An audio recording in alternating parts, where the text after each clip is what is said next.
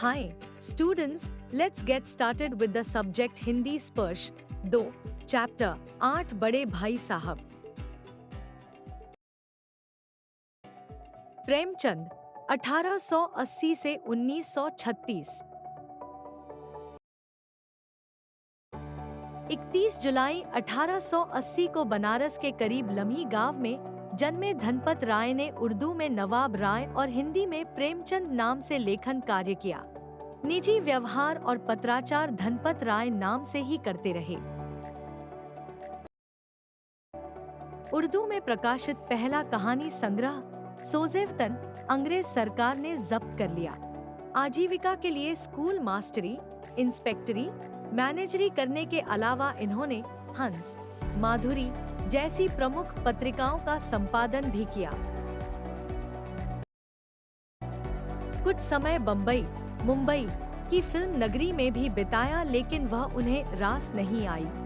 यद्यपि उनकी कई कृतियों पर यादगार फिल्में बनी। आम आदमी के दुख दर्द के बेजोड़ चितेरे प्रेमचंद को उनके जीवन काल में ही कथा सम्राट, उपन्यास सम्राट कहा जाने लगा था।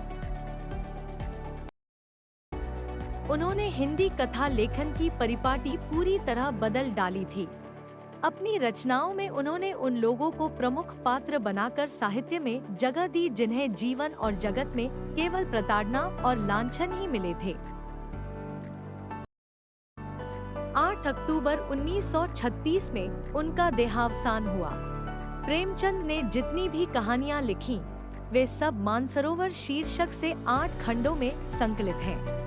उनके प्रमुख उपन्यास हैं गोदान, गबन, प्रेमाश्रम, सेवा सदन, निर्मला, कर्मभूमि, रंगभूमि, कायाकल्प, प्रतिज्ञा और मंगलसूत्र, अपूर्ण।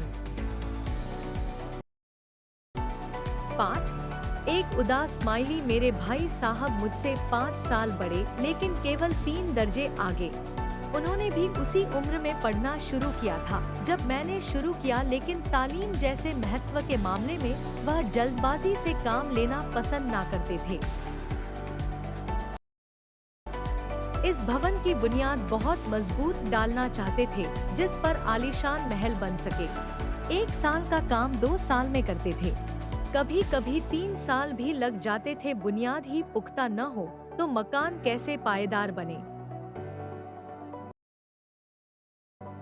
मैं छोटा था, वे बड़े थे। मेरी उम्र 9 साल की थी और वह 14 साल के थे। उन्हें मेरी तंबी और निगरानी का पूरा और जन्मसिद्ध अधिकार था और मेरी शालीनता इसी में थी कि उनके हुक्म को कानून समझूं। वह स्वभाव से बड़े अध्ययनशील थे। हरदम किताब खोले बैठे रहते और शायद दिमाग को आराम देने के लिए कभी कॉपी पर किताब के हाशियों पर चिड़ियों, कुत्तों, बिल्लियों की तस्वीरें बनाया करते थे। कभी कभी एक ही नाम या शब्द या वाक्य 10-20 बार लिख डालते। कभी एक शेर को बार बार सुंदर अक्षरों में नकल करते। कभी ऐसी शब्द रचना करते जिसमें न कोई अर्थ होता, न कोई सामंजस्य। मसलन एक बार उनकी कॉपी पर मैंने यह इबारत देखी, स्पेशल अमीना, भाइयों भाइयों, दरअसल भाई भाई, राधेश्याम, श्रीयुत राधेश्याम। 1 घंटे तक इसके बाद एक आदमी का चेहरा बना हुआ था। मैंने बहुत चेष्टा की कि इस पहेली का कोई अर्थ निकालूं, लेकिन असफल रहा और उनसे पूछने का साहस न हुआ। वह 9वीं जमात में थे, मैं 5वीं में। उनकी रचनाओं को समझना मेरे लिए छोटी मुंह बड़ी बात थी। मेरा जी पढ़ने में बिल्कुल न लगता था। 1 घंटा भी किताब लेकर बैठना पहाड़ था। मौका पाते ही हॉस्टल से निकलकर मैदान में आ जाता था और कभी कंकरियां उछलता, कभी कागज की तितलियां उड़ाता और कहीं कोई साथी मिल गया तो पूछना ही क्या।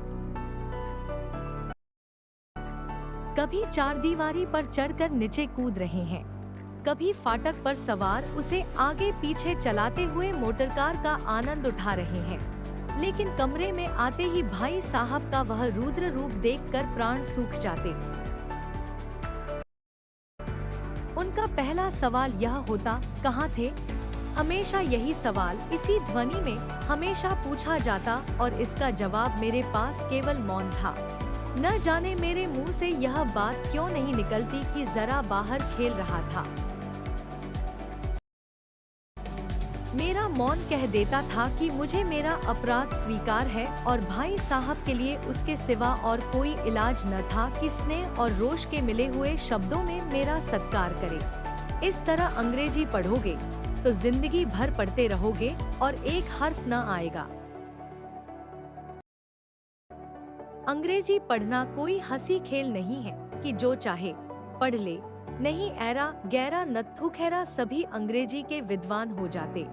यहाँ रात दिन आंखें फोड़नी पड़ती है और खून जलाना पड़ता है, तब कहीं यह विद्या आती है। आती क्या है? हाँ, कहने को आ जाती है। बड़े बड़े विद्वान भी शुद्ध अंग्रेजी नहीं लिख सकते, बोलना तो दूर रहा। और मैं कहता हूँ, तुम कितने घोंघा हो कि मुझे देखकर भी सबक नहीं लेते। मैं कितनी मेहनत करता हूँ, यह तुम अपनी आँखों से देखते हो।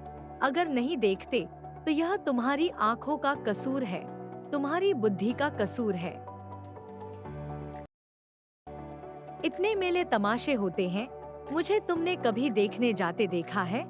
रोज ही क्रिकेट और हॉकी मैच होते हैं, मैं पास नहीं भटकता, हमेशा पढ़ता रहता हूँ। उस पर भी एक एक दर्जे में 2-2, 3-3 साल पढ़ा रहता हूँ।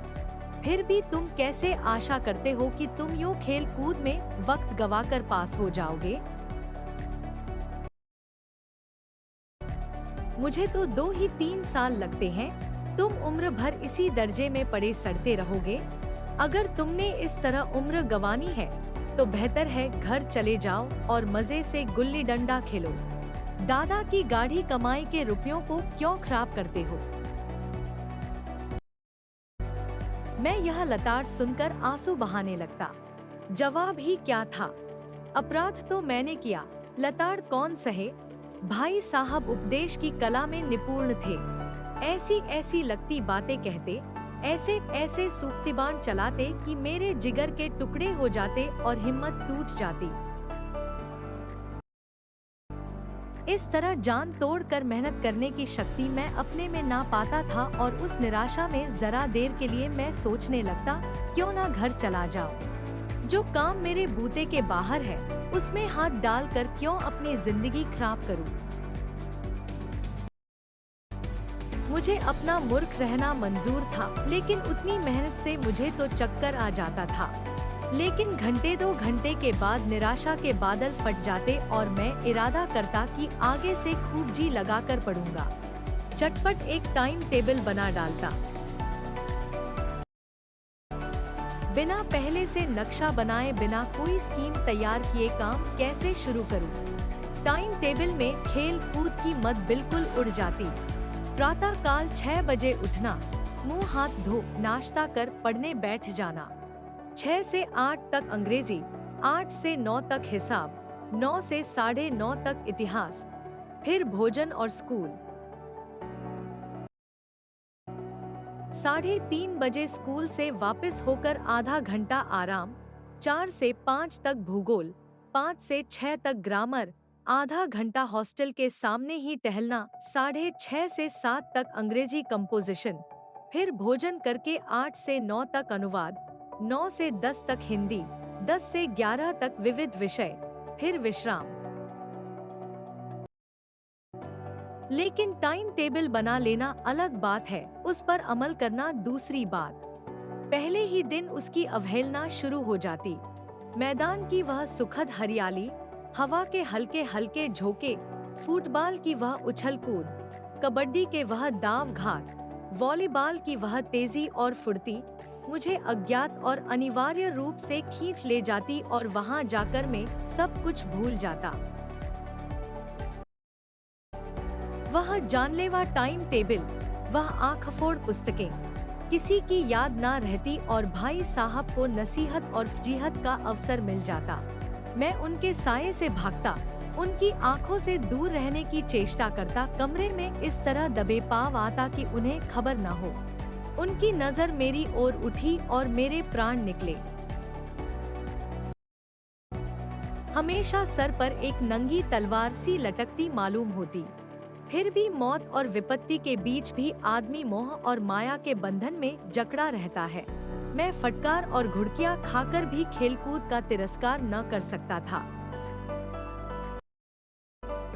पाठ 2 उदास स्माइली सालाना इम्तिहान हुआ। भाई साहब फेल हो गए और मैं पास हो गया और दर्जे में प्रथम आया।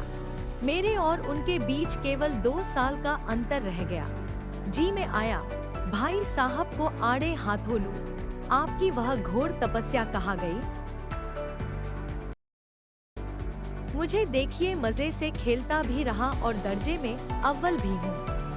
लेकिन वह इतने दुखी और उदास थे कि मुझे उनसे दिली हमदर्दी हुई और उनके घाव पर नमक छिड़कने का विचार ही लज्जास्पद जान पड़ा। हाँ, अब मुझे अपने ऊपर कुछ अभिमान हुआ और आत्मसम्मान भी बढ़ा। भाई साहब का वह रौब मुझ पर न रहा। आजादी से खेलकूद में शरीक होने लगा। दिल मजबूत था। अगर उन्होंने फिर मेरी फजीहत की तो साफ कह दूंगा, आपने अपना खून जलाकर कौन सा तीर मार लिया। मैं तो खेलते कूदते दर्जे में अव्वल आ गया। ज़बान से यह हेकड़ी जताने का सहस न होने पर भी मेरे रंग ढंग से साफ जाहिर होता था कि भाई साहब का वह आंतक मुझ पर नहीं था। भाई साहब ने इसे भाप लिया। उनकी सहज बुद्धि बड़ी तीव्र थी और एक दिन जब मैं भोर का सारा समय गुल्ली डंडे की भेंट करके ठीक भोजन के समय लौटा, तो भाई साहब ने मानो तलवार खींच ली और मुझ पर टूट पड़े। देखता हूँ इस साल पास हो गए और दर्जे में अव्वल आ गए, तो तुम्हें दिमाग हो गया है। मगर भाईजान, घमंड तो बड़े बड़े का नहीं रहा। तुम्हारी क्या हस्ती है। इतिहास में रावण का हल तो पढ़ा ही होगा। उसके चरित्र से तुमने कौन सा संदेश लिया, या यूं ही पढ़ गए? महज इम्तिहान पास कर लेना कोई चीज नहीं, असल चीज है बुद्धि का विकास। जो कुछ पढ़ो उसका अभिप्राय समझो। रावण भूमंडल का स्वामी था। ऐसे राजाओं को चक्रवर्ती कहते हैं। आजकल अंग्रेजों के राज्यों का विस्तार बहुत बड़ा हुआ है, पर इन्हें चक्रवर्ती नहीं कह सकते। संसार में अनेक राष्ट्र अंग्रेजों का आधिपत्य स्वीकार नहीं करते, बिल्कुल स्वाधीन है। रावण चक्रवर्ती राजा था। संसार के सभी महीप उसे कर देते थे। बड़े बड़े देवता उसकी गुलामी करते थे। आग और पानी के देवता भी उसके दास थे। मगर उसका अंत क्या हुआ? घमंड ने उसका नाम निशान तक मिटा दिया। कोई उसे एक चुल्लू पानी देने वाला भी नहीं बचा। आदमी और जो कुकर्म चाहे करे, पर अभिमान ना करे, इतराए नहीं। अभिमान किया और दीन दुनिया दोनों से गया। शैतान का हाल भी पढ़ा ही होगा। उसे भी अभिमान हुआ था, ईश्वर का उससे बढ़कर सच्चा भक्त कोई है ही नहीं। अंत में यह हुआ कि स्वर्ग से नर्क में ढकेल दिया गया। शाहिरों ने भी एक बार अहंकार किया था, भीख मांग मांग कर मर गया। तुमने तो केवल एक दर्जा पास किया है और अभी से तुम्हारा सर फिर गया, तब तो तुम आगे बढ़ चुके। यह समझ लो कि तुम अपनी मेहनत से नहीं पास हुए। अंधे के हाथ बटेर लग गई, मगर बटेर केवल एक बार हाथ लग सकती है, बार बार नहीं लग सकती। कभी कभी गुल्ली डंडे में भी अंधा चोट निशाना पड़ जाता है। इससे कोई सफल खिलाड़ी नहीं हो जाता। सफल खिलाड़ी वो है जिसका कोई निशाना खाली न जाए। मेरे फेल होने पर मत जाओ। मेरे दर्जे में आओगे तो दांतों पसीना आ जाएगा जब अलजबरा और ज्योमेट्री के लोहे के चने चबाने पड़ेंगे और इंग्लिस्तान का इतिहास पढ़ना पड़ेगा। बादशाहों के नाम याद रखना कोई आसान नहीं। 8 हेनरी हो गुजरे हैं। कौन सा कांड किस हेनरी के समय में हुआ, क्या यह याद कर लेना आसान समझते हो? हेनरी 7वें की जगह हेनरी 8वां लिखा और सब नंबर गायब। सफा चट, सिफर भी ना मिलेगा। सिफर भी हो किस ख्याल में? दर्जनों तो जेम्स हुए हैं, दर्जनों विलियम, कोडियो चार्ल्स। दिमाग चक्कर खाने लगता है। आंधी रोग हो जाता है। इन अभागों को नाम भी ना जुड़ते थे। एक ही नाम के पीछे दोयम, सोयम, चाहरूम, पंचुम लगाते चले गए। मुझसे पूछते तो 10 लाख नाम बता देता, और ज्योमेट्री तो बस खुदा की पनाह। अबज की जगह अजब लिख दिया और सारे नंबर कट गए। कोई इन निर्दयी मुमतहिनों से नहीं पूछता कि आखिर अबज और अजब में क्या फर्क है, और व्यर्थ की बात के लिए क्यों छात्रों का खून करते हो। दाल भात रोटी खाई या भात दाल रोटी खाई, इसमें क्या रखा है। मगर इन परीक्षकों को क्या परवाह, वह तो वही देखते हैं जो पुस्तकों में लिखा है। चाहते हैं कि लड़के अक्षर अक्षर रट डालें, और इसी रटंत का नाम शिक्षा रख छोड़ा है। और आखिर इन बेसिरपैर की बातों के पढ़ने से फायदा। इस रेखा पर यह लम्ब गिरा दो तो आधार लम्ब से दुगुना होगा। पूछिए, इससे प्रयोजन दुगुना नहीं चौगुना हो जाए, या आधा ही रहे मेरी बला से, लेकिन परीक्षा में पास होना है तो यह खुराफात याद करनी पड़ेगी। कह दिया, समय की पाबंदी पर एक निबंध लिखो जो 4 पन्नों से कम ना हो। अब आप कॉपी सामने खोले, कलम हाथ में लिए उसके नाम को रोइए। कौन नहीं जानता कि समय की पाबंदी बहुत अच्छी बात है। इससे आदमी के जीवन में संयम आ जाता है, दूसरों का उस पर स्नेह होने लगता है और उसके कारोबार में उन्नति होती है। लेकिन इस जरासी बात पर 4 पन्ने कैसे लिखें? जो बात एक वाक्य में कही जा सके, उसे 4 पन्नों में लिखने की जरूरत? मैं तो इसे हिमाकत कहता हूँ।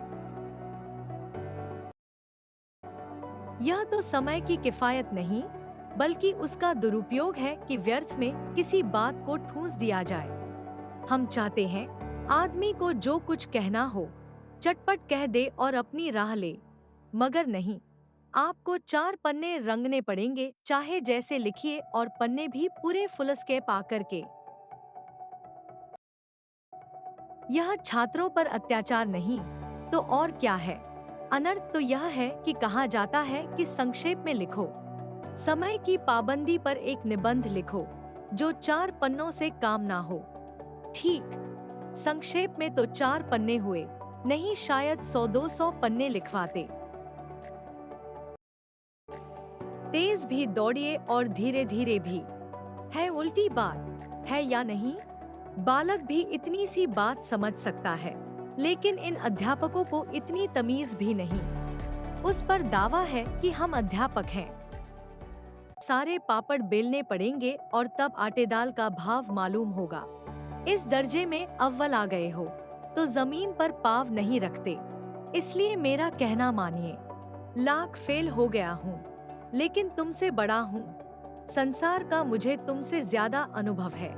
जो कुछ कहता हूँ उसे गिरह बांधिए, नहीं पछताइएगा। स्कूल का समय निकट था, नहीं ईश्वर जाने यह उपदेशमाला कब समाप्त होती। भोजन आज मुझे निःस्वाद सा लग रहा था। जब पास होने पर यह तिरस्कार हो रहा है, तो फेल हो जाने पर तो शायद प्राण ही ले लिए जाए। भाई साहब ने अपने दर्जे की पढ़ाई का जो भयंकर चित्र खींचा था, उसने मुझे भयभीत कर दिया। स्कूल छोड़कर घर नहीं भागा, यही ताज्जुब है। लेकिन इतने तिरस्कार पर भी पुस्तकों में मेरी अरुचि ज्यों की त्यों बनी रही। खेलकूद का कोई अवसर हाथ से ना जाने देता। पढ़ता भी, लेकिन बहुत कम। बस इतना कि रोज टास्क पूरा हो जाए और दर्जे में जलील न होना पड़े। अपने ऊपर जो विश्वास पैदा हुआ था, वह फिर लुप्त हो गया और फिर चोरों का सा जीवन काटने लगा। पाठ 3 उदास स्माइली। फिर सालाना इम्तिहान हुआ और कुछ ऐसा संयोग हुआ कि मैं फिर पास हुआ और भाई साहब फिर फेल हो गए। मैंने बहुत मेहनत नहीं की, पर न जाने कैसे दर्जे में अव्वल आ गया। मुझे खुद अचरज हुआ। भाई साहब ने प्राणांतक परिश्रम किया। कोर्स का एक एक शब्द चाट गए थे। 10 बजे रात तक इधर, 4 बजे भोर से उधर, 6 से 9:30 तक स्कूल जाने के पहले। मुद्रा कांतिहीन हो गई थी, मगर बेचारे फेल हो गए। मुझे इन पर दया आती थी। नतीजा सुनाया गया तो वह रो पड़े और मैं भी रोने लगा। अपने पास होने की खुशी आधी हो गई।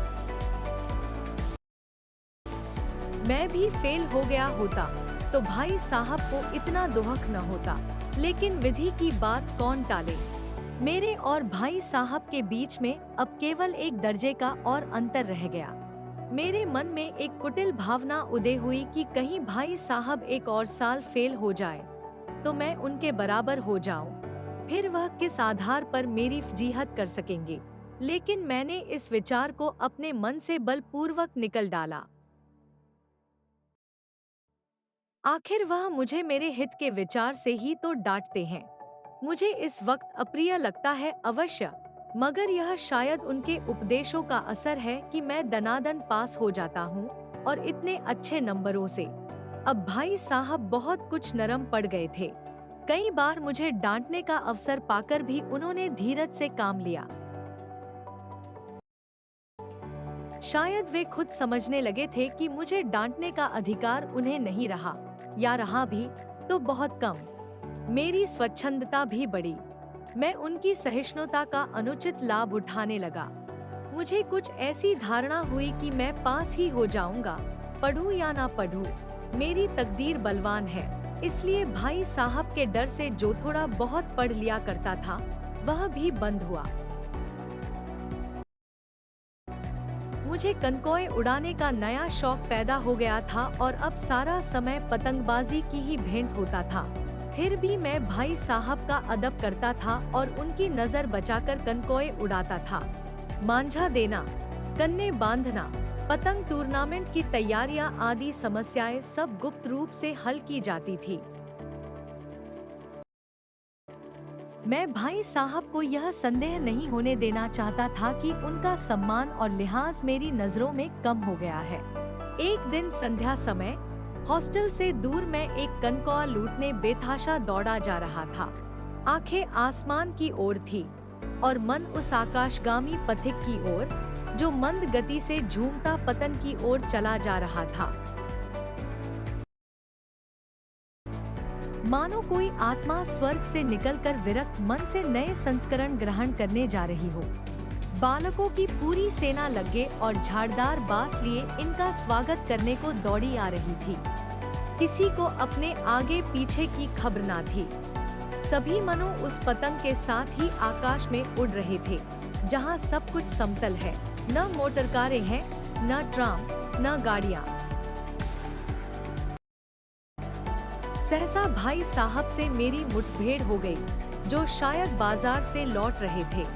उन्होंने वही हाथ पकड़ लिया और उग्र भाव से बोले, इन बाजारी लौड़ों के साथ धेले के कनकौए के लिए दौड़ते तुम्हें शर्म नहीं आती? तुम्हें इसका भी कोई लिहाज नहीं कि अब नीची जमात में नहीं हो, बल्कि 8वीं जमात में आ गए हो और मुझसे केवल एक दर्जा नीचे हो। आखिर आदमी को कुछ तो अपनी पोजीशन का ख्याल करना चाहिए।